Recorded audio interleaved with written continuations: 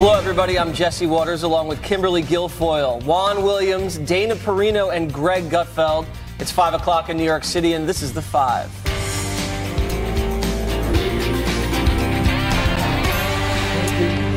It is not a good day to be Nancy Pelosi. The Democratic leader coming under fire for two comments made just today as lawmakers from both parties try to work together to reach an agreement on a deal to protect Dreamers.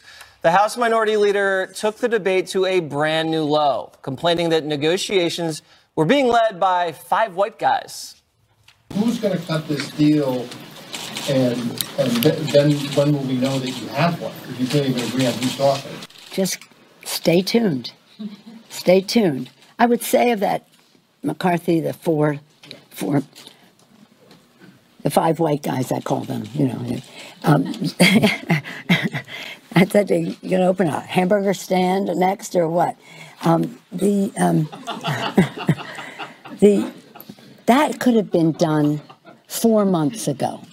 The very idea that this week they're saying, oh, why don't we get four white guys and General Kelly to come and do this? The number 2 Democrat in the House, Steny Hoyer, quickly rebuked those comments, calling them offensive. But if that wasn't enough, Pelosi then went on to rip tax reform with this comment.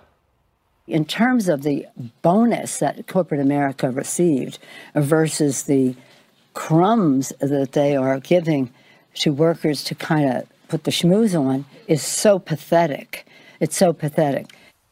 With all due respect, Ms. Pelosi, I'm sure that $1,000 is more than just crumbs to the working class you pretend to fight for. Mm-hmm. All right, so let's start with the white guys, Kimberly. Right. I guess the joke was the Five Guys, the hamburger chain. Like but there five napkin burger or whatever. Right, but there's a clear racial implication there. Helpful or not helpful?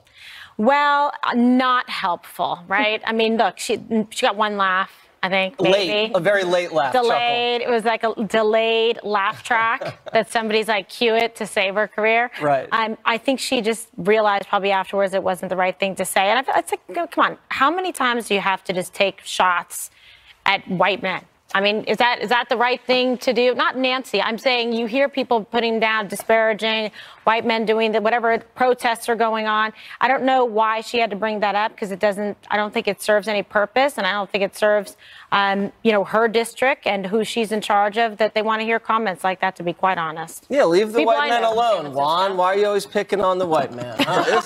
Let me just say, this is just such a, sometimes you think I've entered into an alternative universe. No, it's your reality. First of all, it was a poor joke, right? Because it got taken by people who want to criticize her as being racially loaded. But here's the reality of it. She was making a joke about the Five Guys hamburger chain, as Kimberly said. And secondly, what she's talking about is the lack of diversity, specifically the lack of anybody with any Hispanic background involved in these negotiations. So nobody, for example, the Congressional Hispanic Caucus has a Thursday meeting. Mm-hmm. Today, the meeting breaks up because they don't know what's going on. They don't have anybody in the meeting. In fact, the people who were involved, the four white guys plus General Kelly, the White House Chief of Staff, later asked Senator Menendez of New Jersey if he would come, because they were sensitive to the very issue that Nancy Pelosi was pointing out. Juan, can I just ask you this?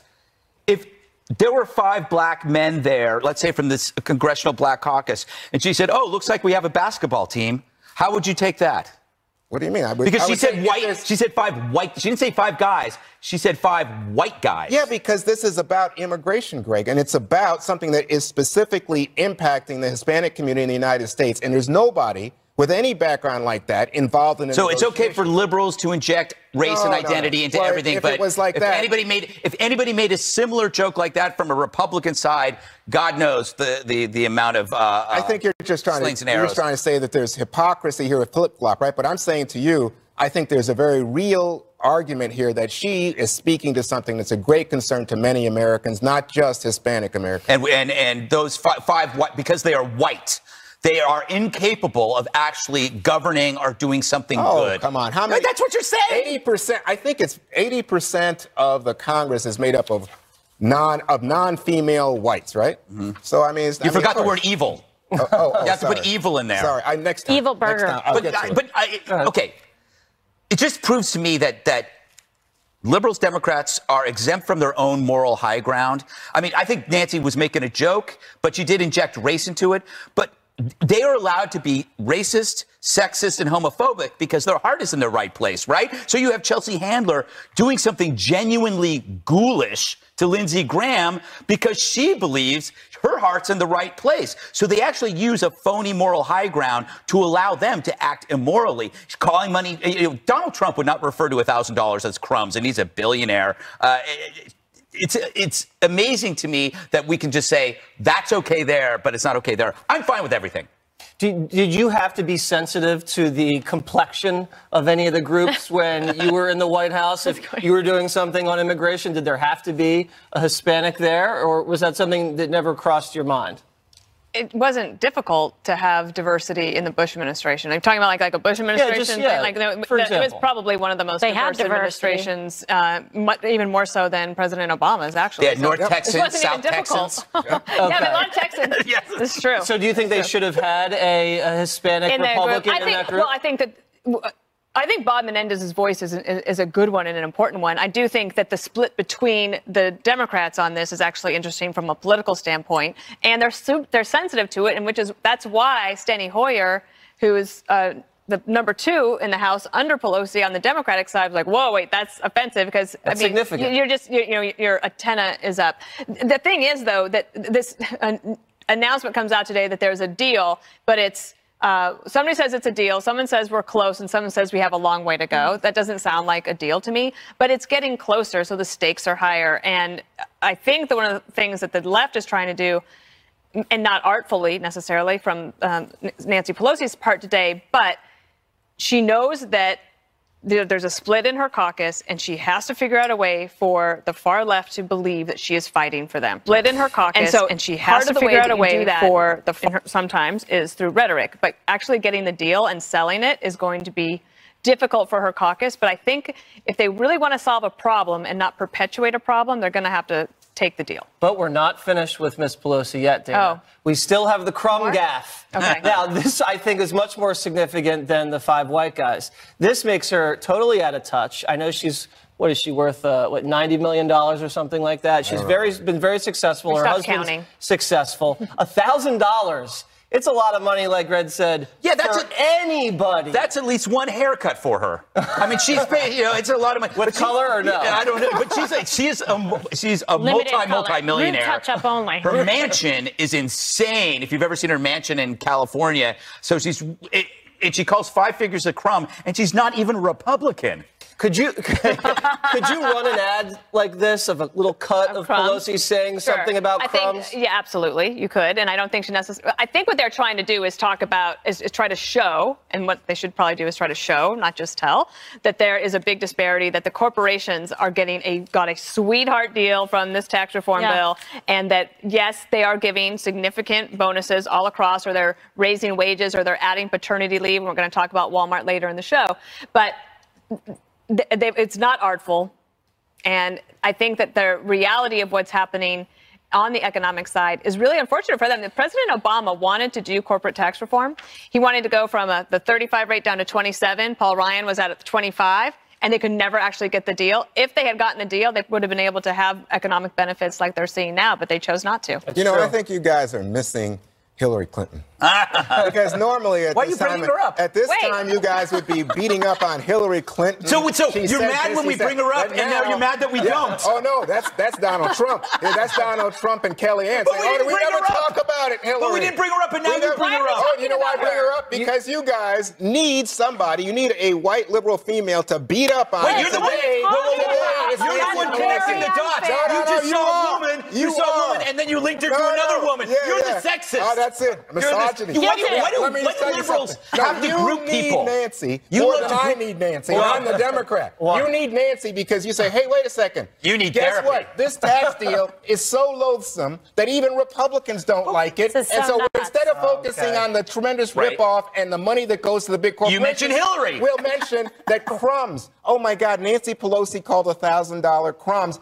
All that she said, again, if you look at the whole statement, was as compared to the windfall going to the big But corporations. the voters and don't the wealthy. compare it. They see $1,000. That's grocery money for a whole month. yeah. On. I don't know where you Voters- shop. Yeah. That's grocery I shop money at the same for a store. month. I want to go to your store, but I'm Yeah. just That's telling two you, Juan's ties. most Americans, Maybe 2 weeks most at Whole Americans Foods for Juan. understand that the rich are the ones getting the big Here's the payoff deal. here. Ooh, Once evil again- evil rich people. They're actually giving what Walmart. We're talking about later, $400 billion, I guess, to the workers. That's terrible. See, we're learning that that's terrible. Oh, yeah. According to a liberal, if you actually give back to your workers, that's evil and wrong. Oh, yeah. That's right. Also, KJ. another episode of, Juan Williams is moving the goalpost. But let me just say, for the record, we don't sit here and disparage white liberal women or look for them to beat up on. We talk about people based on their qualifications, on the content of their statements, the facts or misstatements that they make, and then we adjudicate them on that. That's what we do. And we beat up on President Obama, who is not a white liberal. He's not for 8 years. Oh, in my case God. Jesse, I you were think watching. I had it handled. I love your Let's defense. feel that. I love Yeah. your This is excellent, excellent. Perry Mason in the house. All right. I had it so buttoned A up. Facebook post you have to see from a top brass Pentagon. It's great, but of course the liberal media wouldn't think so. Up next.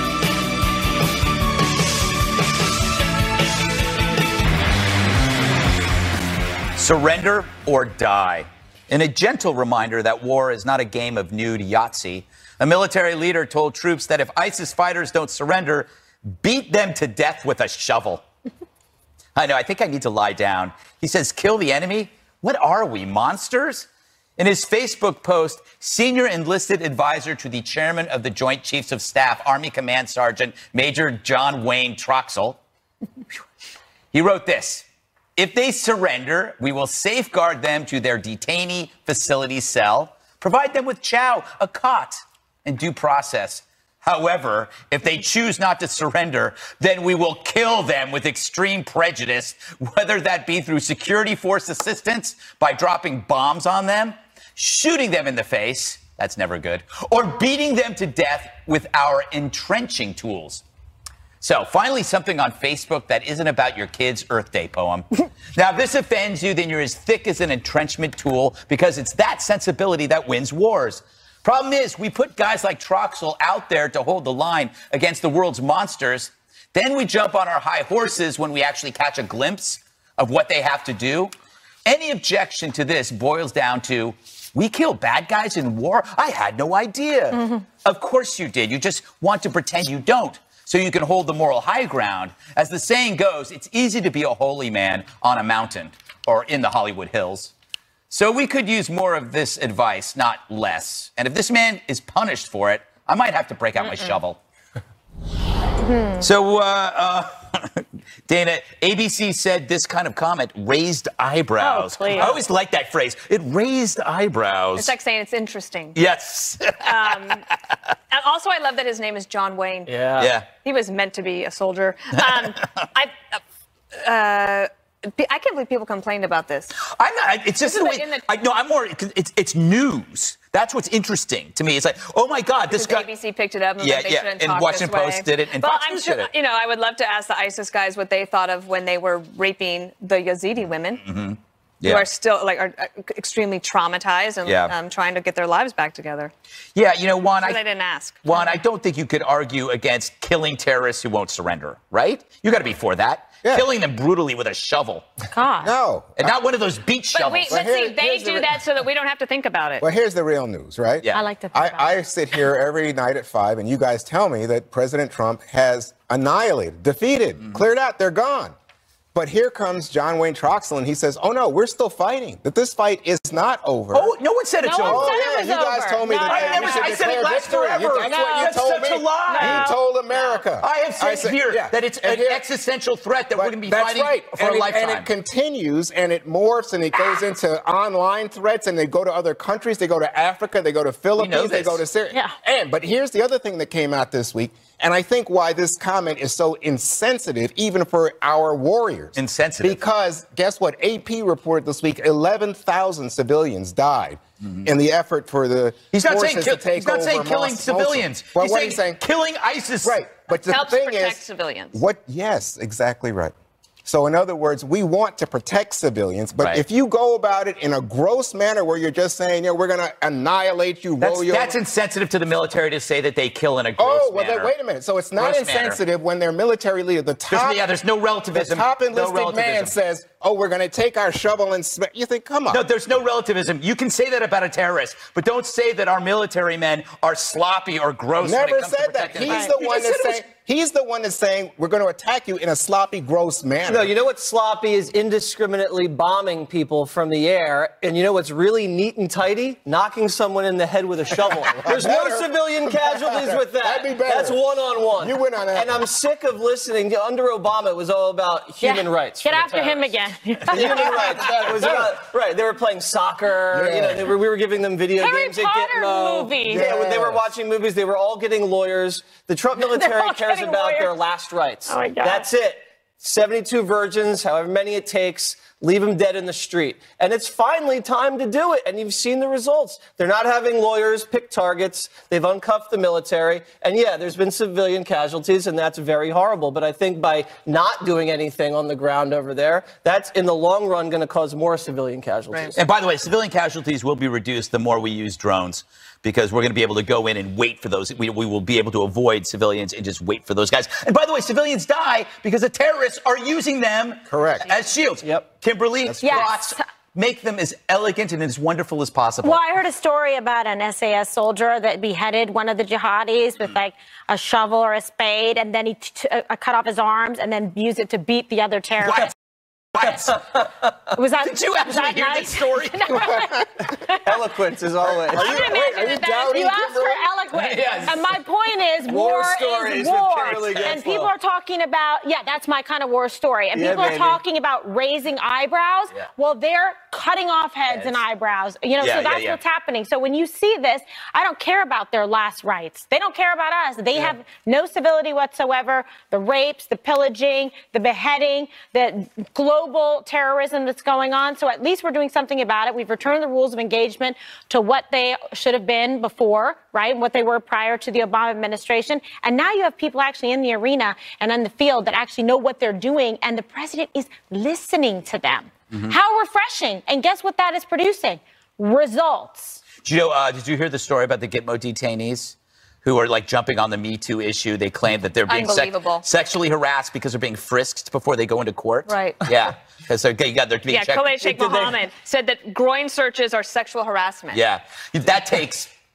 I think Gloria Allred is just representing KSM now. And listen, no one cares about KSM down there. No one's interested in that. So I don't know where he thinks he's coming on. Well, the thing was that there were new people put in place, and the new people had new ways of conducting the searches. Actually, the court said that they can't search some of the lawyers' documents before. So let's just change it. But I must say that if we're talking about language on Yeah, this have you gone thing- through TSA these days? What's happened to me in that place? Really? Well, I'm just saying, if they pull you aside, if they do the pat, the cert, the whole situation. I requested. So I'm not actually. worried about the terrorists. We must move on. A teacher was dragged out of a school board meeting and arrested for questioning her boss's pay. Now she's encouraging others to take a stand ahead.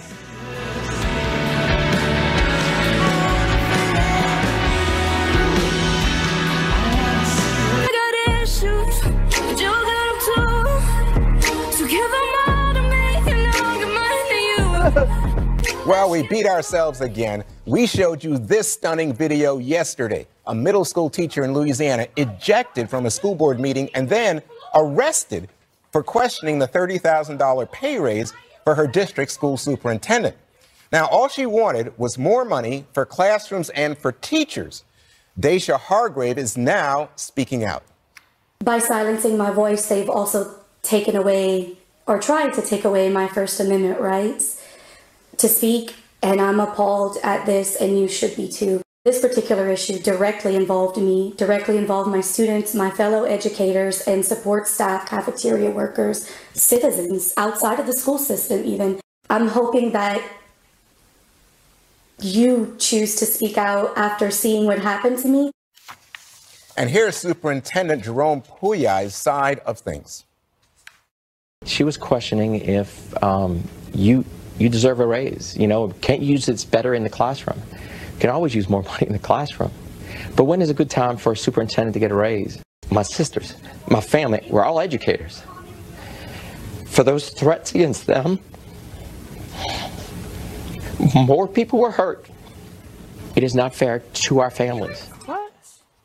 So this, I mean, clearly he's very emotional because there has now been such a wave of response from across the country. The teachers' unions have organized marches and protests in Louisiana to support Ms. Hargrave. Meanwhile, the superintendent says, as you heard, his family is getting threats from people. What do you make of this, Jesse? It looked very heavy-handed. I didn't see what happened in the beginning, but she's like one of the teachers of the year, the year 2015, before. 2016. So something tells me she wasn't, throwing things. Oh, no. But, it just looks like just really two heavy-handed tactics to arrest someone and then charge her, too. No, they did not charge her. Well, they didn't. Well, they Arrested probably booked her, so they booked her. No. The sheriffs arrested her in the hallway, pushed her down, handcuffed her. Right. Everybody's videotaping it, which is the videotape we saw. Then they take her out to the car, but the Abbeville DA said there was no charge. Okay, well, I think she's really drawn a lot of But she was attention still to the taken into controversy. custody, so they have to make a report of that. Yes, they do. Okay, so, and the point is this guy's getting a hefty raise, and the teachers aren't making a lot of money, and the schools are failing. And I think that's the point, is that the schools are not only failing, the test grades are terrible, and they're spending a boatload of taxpayer money in the schools. The test scores are terrible. It's freezing. Kids are wearing parkas in the middle of math class. So obviously there's a lot more money to be used a lot more efficiently, and we have to look at how this money's being spent. So Dana, let me just stand up here for the superintendent. He says that, in fact, the school district is one of the higher rated school districts in the state of Louisiana, that he's not paid on par with his peers as superintendents, and that's all he wanted. And that there's always a good time to put more money into schools and staff, but why does it mean that he can't have a raise? Well, local government is the absolute hardest form of government because it is down when you get down to dollars and cents. It's not talking about $30 billion for this or that. You're actually talking about maybe 33.5% of increase over the past 50 years, probably in Louisiana schools. He also said, though, to CBS News, I'm the superintendent. I'm to blame. I should have stood up. That's what you want to hear, and it's the truth. I should have stood up and let her speak. So perhaps everybody can get past this because the people that are really hurting are the kids. It's great that they're performing well, and actually Louisiana schools came back quite successfully after Hurricane Katrina, and so they're making some good progress. But it's never going to be enough for teachers who want to do better for their students and the parents who we saw in Baltimore the other day upset about the situation. I was just going to raise this topic. I'm glad you did. So on the other hand, you have a situation in Baltimore where you have young people unable to attend school. This is mostly minority, low-income kids going to Baltimore public schools, Baltimore City public schools, and they can't, even if they go, learn much because they are so cold because the schools are not being heated. Governor Hogan, a Republican in Maryland, has now given $2.5 million to try to expedite repairs that will get these schoolrooms heated. But you talk about taking away educational opportunity, Greg. I want to hear somebody say this is an outrage. This is an outrage. Thank you. Jinx. All right, coming up. You know what? Obviously, they spent a lot of money in Baltimore, and it doesn't do any good. So what does that tell you? It's not mismanagement. It's not about the money. But the other story, I wanted to comment on that. It's not about the debate. It's what happened in the hallway. And I want to follow Juan's logic. I think that if the cop were a white woman, that wouldn't have turned out that way, right? Because the white woman would have understood the white woman better and would not have arrested her. See, that's your logic, Juan. Is that right? We have to have like race Wow, he flipped to like that on race. you. But my other more important point, imagine if there were no smartphones. We probably never would know this story. So it's harder to get away with stuff when you actually have surveillance. And it goes back to our point about, we were going to do this FISA story. There's a hypocrisy if you come out against surveillance about terror, but you're okay with civilians surveilling each other. You have more freedom for people like this woman to speak her mind when people have phones to follow and cover this stuff and expose when some kind of heavy-handed behavior happens. Lastly, heavy-handed behavior like that should not be met with heavy-handed mob behavior online. Right. Like, we get it. The threats. What happened was wrong.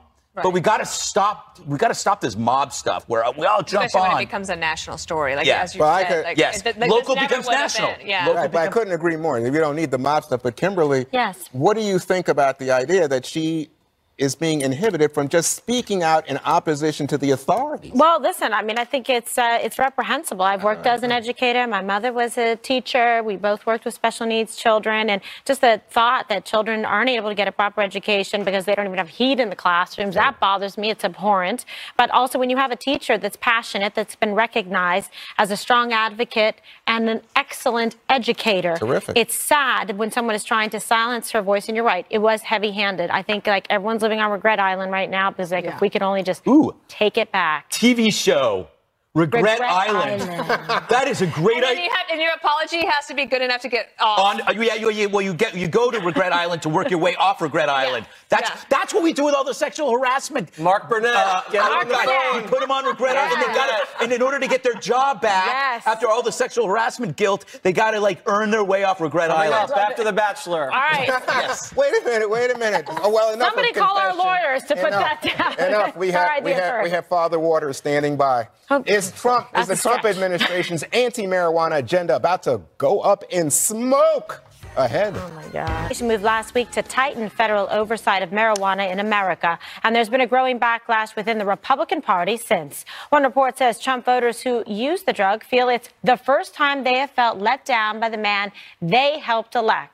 The crackdown could pose a problem for some GOP lawmakers in the midterms. Colorado Senator Cory Gardner was among the first to publicly oppose the decision by Attorney General Jeff Sessions. Okay, so Dana, politics kind of interesting. You have some interesting bedfellows on this, both sides. Yeah, so Colorado, I grew up there, and I came for you for that reason. And this is what I think. I understand that Colorado overwhelmingly voted for this, and they want it, but it doesn't erase the fact that Congress has a law on the books that says the federal government should treat marijuana in a certain way.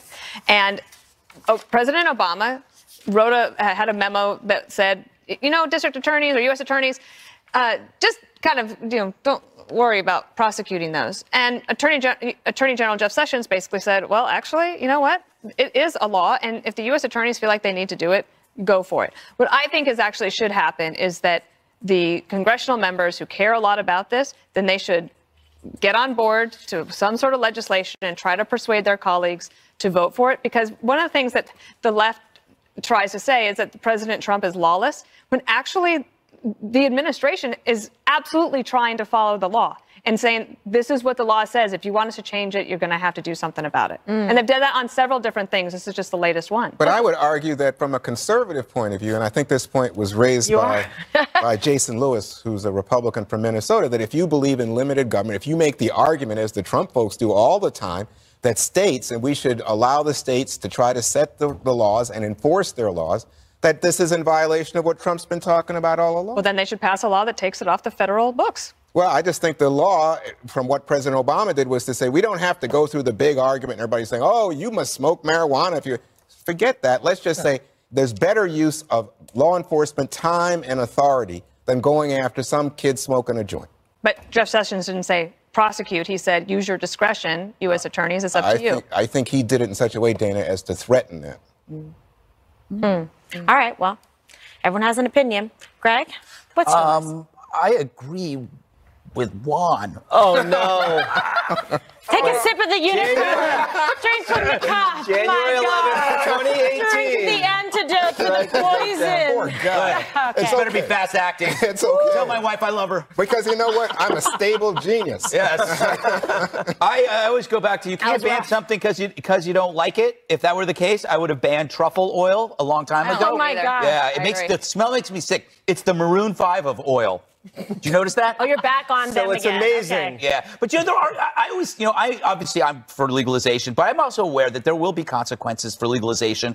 There are consequences for legalized driving. At some point, driving became legal, and every day millions of people are hurtling down the road in 2 tons of metal, going 65 miles an hour. And you're telling me that sitting on a couch smoking a joint is a high-risk activity? We engage in high-risk activities and accept death. We accept death every day. We don't want to die, but we look and we know that I don't know how many was it? Is it about 30,000 a year die from car accidents? More maybe. But we accept it. We accept a lot of death, but yet we can't accept something that has yet to be proved that it's as deadly as alcohol. Not even close. Not even close to alcohol. Anyway. The high's wearing off, so I got to Yeah, I can tell. It's like really awkward there for a moment. I don't know. All right, Jesse, what do you make of this? I just think that Sessions should crack down on leakers instead of pot. This is not a big priority. I think states' rights should overrule it, but if you're going to do it the right way, have the Congress step in. And listen, Colorado, I think he lost that state by about 5%. Oregon, he lost that.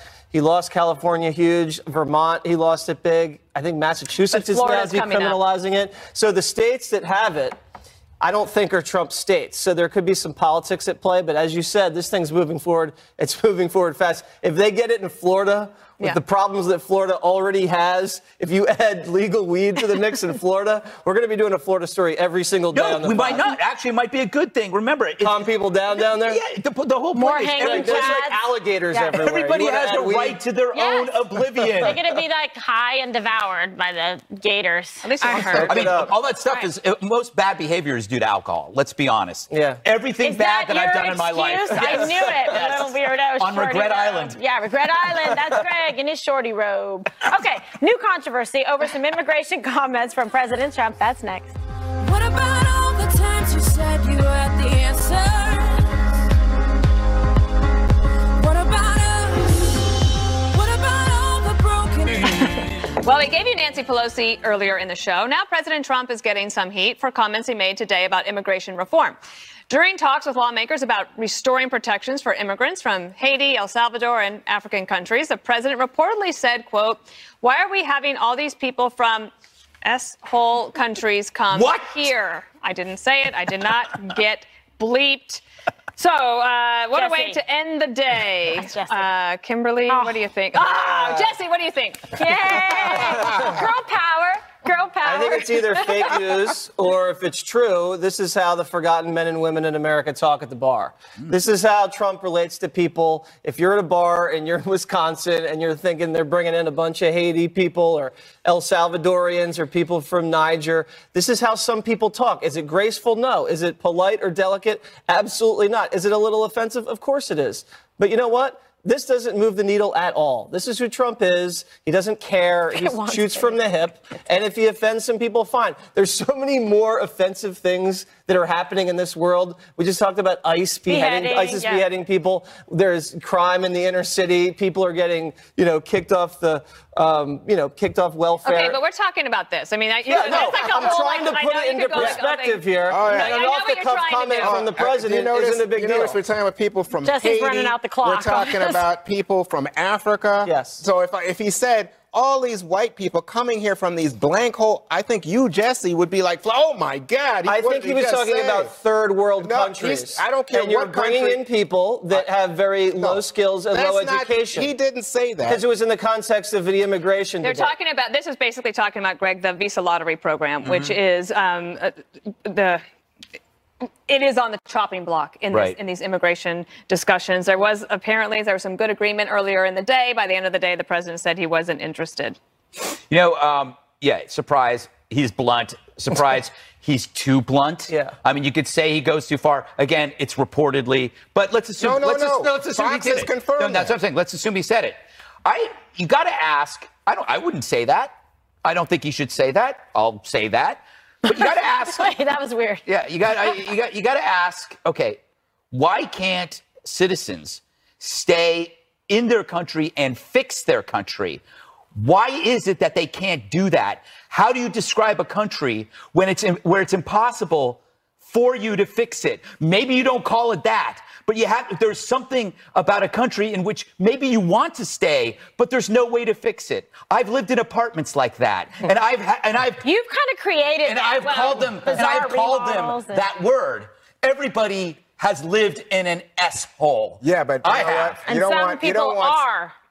Well, I just don't think this is very good. I just think I didn't say it was great. Okay, but I think that even if you live in a poor quality apartment, you don't want somebody else calling you that, telling you live in a blank hole. The second thing is, I think there are lots of people who come there, and we're all immigrants in this country, who come there come here and do wonderful things because we are a stable, democratic, politically. I'm not an stable, immigrant. Economically, I'm sure that somebody in your family. Well, and it's is an immigrant. unclear, Kimberly, if they're talking about if this was a reaction to the visa lottery program, which is different from the temporary protected status program, which is from, for example, if the Haitians are here because of the huge earthquake. Right. And it is supposed to be temporary. It's humanitarian. Exactly. And the other question would be, then, are you willing to solve it at its source? So if instead of coming here, is America then maybe going to be willing to actually help solve it there? Well, which we do a lot of that too. We do. We send do. a lot of We're aid. like the number one humanitarian aid where anytime there's strife across the world or there's suffering or there is hurricanes, any kind of tragedies like that we've seen, famine, etc., we're the first ones to step in. It was loose talk, obviously. And what he's saying is, we're trying to bring people here that are going to contribute, be part of the economy, part of the jobs in certain needs and sectors that we want. So why are we inheriting or pulling over problems? So then the flip side is, okay, yeah, what are you prepared to do to try help and stabilize an area so that then they don't want to leave their country? For example, remember all the Syrian refugees? The same question was posed in that sense, in terms of what they had going on there. What can we do to try and stabilize that area so that everybody doesn't try to flee and come out? And then, so, just But I depends. think he's denigrating people who come from those countries. That's how it will be. There is no doubt that's how it will be taken. Well, and obviously, no it was so one's saying shocking that that's somebody not- from the No, I meeting leaked understand. it. I just think it's offensive. I don't understand why you would make excuses for this kind of talk. Who's making excuses? No, I don't think anyone Nobody here made an excuse. Well, We're just talking about the other, except for Jesse. The thing is, No, I said it was inartful, but if we Mom, wait, send a text. oh, here it comes. Next. Here it is.